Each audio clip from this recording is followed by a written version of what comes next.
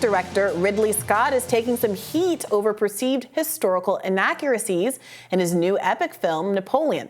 Early French reviews of the movie have noticed several scenes strongly divert from the historical record and portray the French emperor as somewhat of a boob. French outlet Le Figaro quipped that the film could be renamed Barbie and Ken Under the Empire, while Napoleon biographer Patrice Guinefeuille argued the film was a very anti-French and very pro-British rewrite of history. We can't have that. Scott has not taken this criticism lying down. He slammed his detractors and claimed he didn't care about the haters. Responding to critics who say the film isn't historically accurate, Scott asks, "Were you there? Oh, you weren't there. Then how do you know?"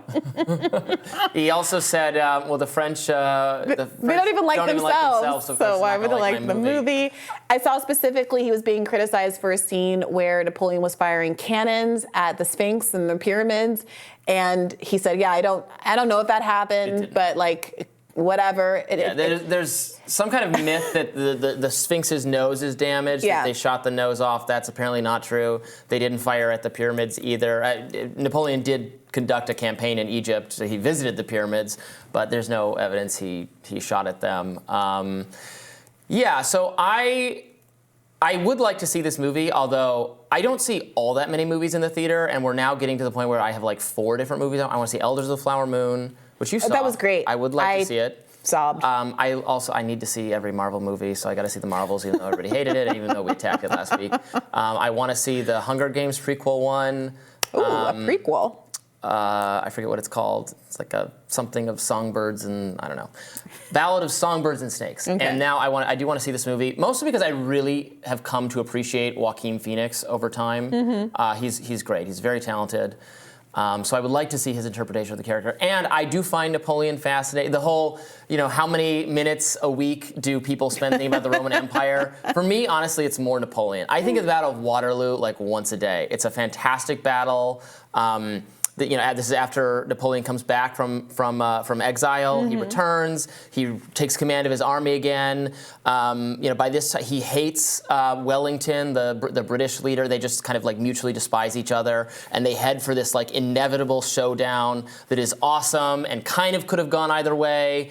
And Wellington's people are losing, but then the Germans come in with Blücher, like at the last, at a moment where it could have tipped to going in the other direction. It's a very epic, actually tailor-made for cinema. So I'll be interested to see how they handle it. Yeah, look, I am interested in seeing this movie. I have an interest in Napoleon for, among other reasons, the fact that we share the same birthday, just a few years apart. But he is the most famous person born on my day, and I think that they should do him justice. Now, I will say I do have a bias against these period films that are set in Europe, where they just use a lot of British actors and then a hodgepodge, obviously in this case, of American actors.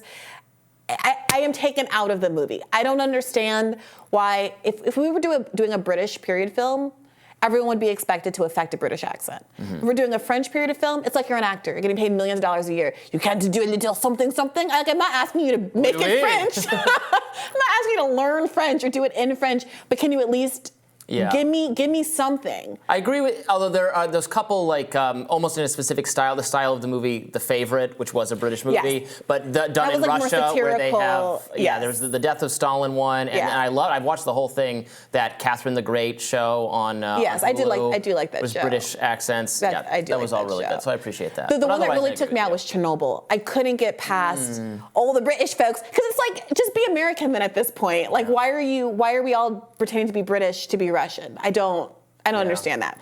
Now, the internet was going crazy over the weekend. There were some pretty funny tweets. Somebody talking about the controversy of whether or not Napoleon did or did not shoot at the Sphinx, parodied it saying, I don't know if Abraham Lincoln showed up at the Battle of Gettysburg and shot Confederates with a semi-automatic rifle while riding a grizzly bear named Dennis, but it was a fast way of saying, dude is about to, the rest is a little bit lewd. So I won't finish the tweet. But like, it does, the responses that really were giving were really the issue, right? It wasn't just that, okay, movies contain historical inaccuracies, but that he was so blithely disinterested in being factually accurate at all and was engaging with people in the public saying, I just don't care. It would be cool if this happens. I was listening to the radio the other day, and the hosts were talking about this movie, and were asking, A fair question that I think is kind of difficult to answer is what is Napoleon's historical reputation? Like, how is Napoleon viewed today? Like, he's not viewed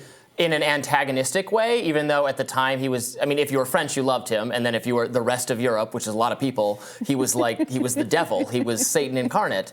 Today, but because like, and you know, he was an autocrat, he took dictatorial control of the country, but then he also, his invasions of other countries ended up being somewhat liberatory for some of them. The Italians, I'm of Italian descent, Italians loved Napoleon because he beat the crap out of the Austrians, who had been the oppressors of the Italians for a long time. Like there was not and also there wasn't, he was nationalistic, there wasn't like a racial or ethnic part of his agenda, so he's almost kind of like the last figure who is like that, where he's not, you know, people don't go, oh my God, what an evil guy, or oh my God, he was, but and also he's not like a Lincoln or a Washington kind of hero type person. He's an interesting, complicated figure. Yeah, that's what it is. Right? Am I fair? You can tell me I'm wrong, and the left has a totally different view. I don't know. I don't know that the left has a view or thought about Napoleon per se, but I think that as a historical character, he does seem more nuanced, more French. There's the love story. There's the Napoleon complex of it all, trying to overcome one's own perceived inadequacies. There's something that's very human about him, as I think compared to some other world leaders who are known as, you know, stern Churchill type figures or something like that. He seems more accessible in many ways. And I think that's part of why someone like Ridley Scott might feel able to take some creative license in telling a very human sort of a story with embellishments. For a man known for being small, he does read as very much larger than life and almost wants to make you do a kind of, remember the movie Big Fish? A kind of, what is that? It's like a tall tale. Yes, movie? exactly. Yeah. Like you want to turn him into a tall tale. Yeah, I don't know. I'm mixed on the question of. I guess I want my films that are set up as like historical films to strive for accuracy, unless they're going to be they're obvious satire, and then they can. Like, whereas this is like clearly trying to be. It's almost a biopic of Napoleon. What about the Marie Antoinette movie with Kirsten Dunst? That was so controversial because they had like pink Converses in the scenes. I don't care about that. I didn't see this movie, so correct me if I'm wrong. Don't they not kill her at the end? I thought she gets away at the end of the movie. That's what offended me about it.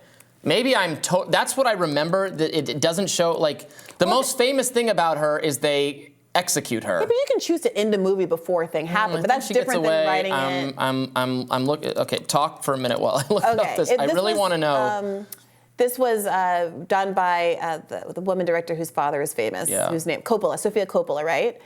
And as I recall, even though there were a couple of those modern moments in the movie, and there's a modern soundtrack. Maybe they just end it before she dies. I think they maybe just end it before she dies, which I think is a fine choice. Like I just watched Spencer over the weekend, the Kirsten Stewart, Princess Diana movie, and it's a very short time frame in the movie. It's about one Christmas spent with the family at one of the castles or wherever they hang out. And so, no, there's no death scene. At the end of the movie, she triumphantly drives away with her kids in a kind of liberatory moment. Now, we all know what happens, but I don't think the movie was dishonest in not having to have her die in the film.